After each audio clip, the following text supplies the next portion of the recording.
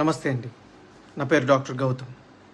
నేను ఇప్పుడు sitting MLA and minister అయిన అంబటి రాంబాబు అల్లుండి. అది నా దురదృష్టం. ఎవరు ఏం చేయలేరు.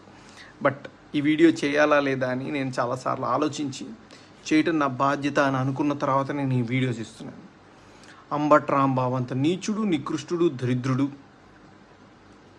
శవాల మీద పేలాలు ఏరుకునే రకాన్ని నేను నా జీవితంలో చూడలేదు.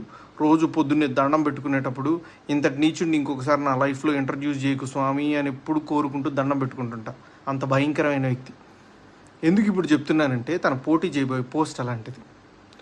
ఏ పోస్ట్కి అయితే మంచితనం, మానవతా విలువలు, కనీసం బాధ్యత ఉండాలో వీటిల్లో అందరికీ 100% అందరికీ అన్నీ ఉండక్కర్లేదు. 0.001% కూడా లేని వ్యక్తి అంబటి రాంబాబు. ఇలాంటి వ్యక్తికి ఓటేసేటప్పుడు మనకు తెలియకుండానే కొన్నిటిని మనం ప్రోత్సహిస్తున్నట్టు. ఎలాంటి వాటిని? ఎవరైతే నిస్సిగ్గుగా ఎంత పెద్ద గొంతేసుకొని ఎంత పెద్ద అబద్ధాన్ని అరిచినా సరే దాన్ని నిజం చేయొచ్చు అన్న కాన్ఫిడెన్స్తో బతుకుతారో సమాజంలో, అలాంటి వాళ్ళకి ఓటేస్తున్నట్టు. ఎంత లేకి పని అయినా చేసి చాలా హుందాగా బతకచ్చు సమాజంలో అని అనుకునే వాళ్ళకి ఓటేస్తున్నట్టు. ఏదైనా చేసి సిగ్గు లేకుండా సిగ్గులేని తనాన్ని ప్రోత్సహించవచ్చు అని అనుకునే వాళ్ళకి మనం ఓటేస్తున్నట్టు.